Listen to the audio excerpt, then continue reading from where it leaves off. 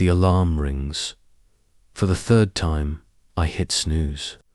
My bed is wide, yet it feels suffocating. I'm tired. Not because of anything specific, life itself is exhausting. I look at myself in the mirror. A good face, well-groomed hair, a perfectly tailored suit. A stylish man, a successful man. That's how people see me, right? Then why does nothing ever feel enough?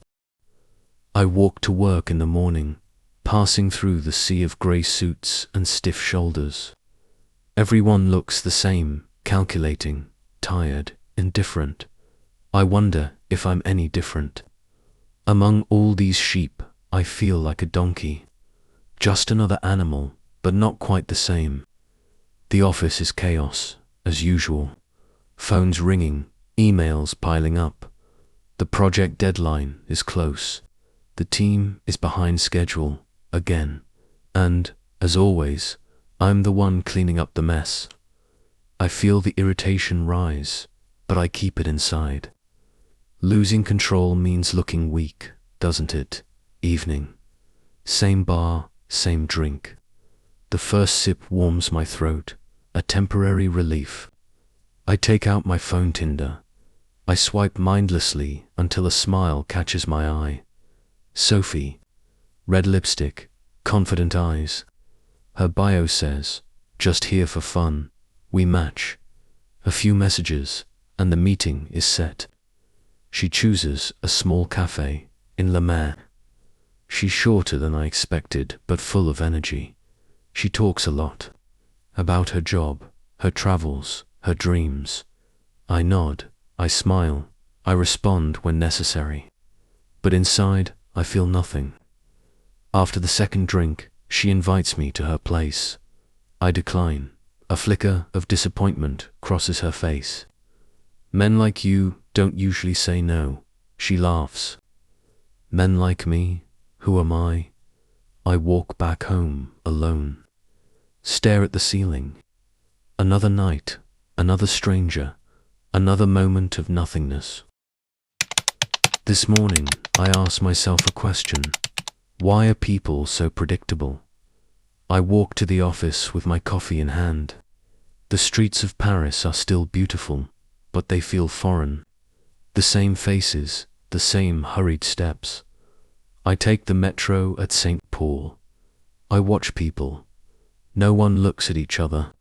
Headphones in, eyes locked on screens. I'm no different. Meetings, deadlines, numbers. The hours disappear.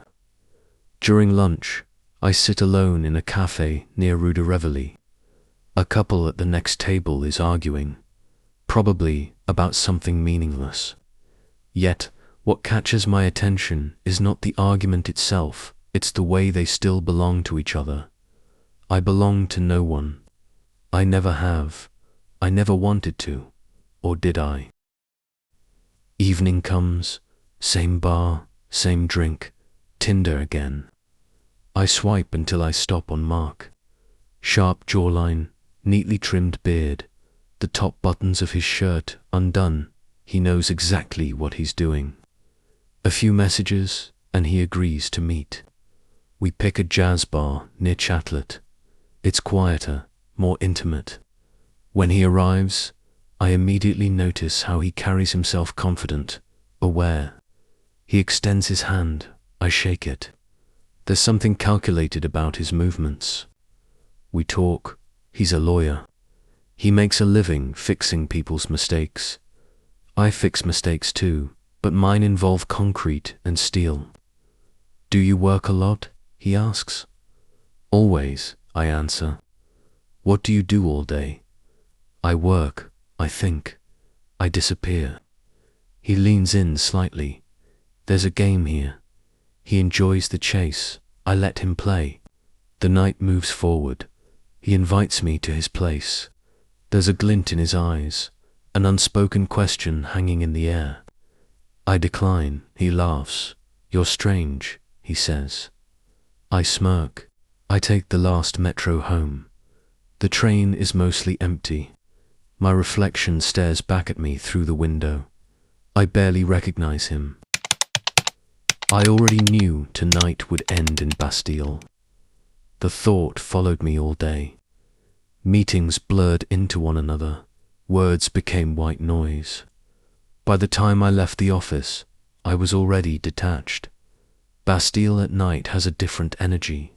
The bars here feel real, less polished, less curated for tourists. A place where people let loose without performing. I take my usual seat in Le Motel, a dimly lit bar with just the right amount of chaos. Tinder, swipe, pause. Clara, dark eyes, messy hair, a half smile like she knows something I don't. Her profile says, "I get bored easily, surprise me." Challenge accepted. She arrives 20 minutes later, smaller than I expected, but her energy is sharp. She orders whiskey. "Good start. You seem interesting," she says. "You seem like you're testing me," I reply. "Maybe I am." She watches people the way I do, detached, amused, slightly curious. We talk about books, movies, the absurdity of Tinder. She tells me she once matched with a guy who only spoke in Shakespearean quotes. I laugh. Maybe tonight will be different. But by the second drink, I feel it slipping. She's still testing, still searching for something that isn't here. Maybe we're both looking for ghosts. By the time we leave, we both know there's no real spark. But it doesn't matter. It was a good night. I take the line 1 metro to work. It's always crowded, always moving too fast. Today, I notice a man in a perfectly tailored coat staring at the floor. He looks exhausted, or maybe just lost. For a second, I think I'm looking at myself.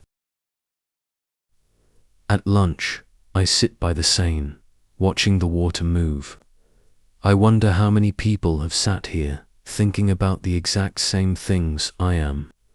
Paris has a way of making you feel important and insignificant at the same time. I don't open Tinder today. I don't want to play the game. Valentine's Day, the worst day of the year. Every restaurant is booked, filled with desperate couples trying to prove something. The streets are full of flowers, chocolates, declarations of love. I avoid them all. The office is even worse. Someone brought heart-shaped cookies. I throw mine away. At night, the bar is quieter than usual. The regulars aren't here. Francois, the bartender, raises an eyebrow. No date tonight. Tinder is full of people either looking for a last-minute Valentine or celebrating their independence. I match with her bio simply says, "Fuck Valentines." We meet at a cocktail bar near Oberkampf. She's beautiful in a careless way, barely any makeup. A cigarette between her fingers. "So, what's your excuse for being here?" she asks. "I don't believe in this day. I don't believe in much at all," she replies. We drink. We make fun of the couples. For a moment, it almost feels real. At the end of the night, she kisses me before walking away. No numbers exchanged, no promises. I exhale, watching the couple still holding hands in the street. It's funny. I don't want what they have. But sometimes, I almost wish I did. I don't know why I matched with Alex. Maybe I was bored. Maybe I just wanted to see what would happen. It's a kind of Tinder trap. He's a photographer. His pictures are stunning, full of emotion. I wonder if he captures things he can't feel himself. We meet at La Perchia, a rooftop bar with a view of the city. He orders a Negroni, watches me like he's analyzing a composition. "You have an interesting face," he says. I get that a lot. "No, I mean it. There's something unsettled about you." I laugh. "Maybe you're just reading into it too much." The night is easy. He's intelligent, sharp, observant. But as we talk, I feel something shift. I slept, thinking Alex. Paris smells different when it rains. I take a slow walk down the Champs, watching the lights reflect off the wet pavement. The city feels quiet, almost cinematic. A memory hits me. I was 16. It was raining just like this. I kissed someone for the first time in the middle of the street. I don't even remember her name. I just remember the rain, the way it soaked through my shirt, the way she laughed. For a moment, I felt infinite. Now, years later, I just feel damp. I shake off the thought, stepping into a cafe, order an espresso, open Tinder, swipe, swipe, swipe. I don't even know what I'm looking for.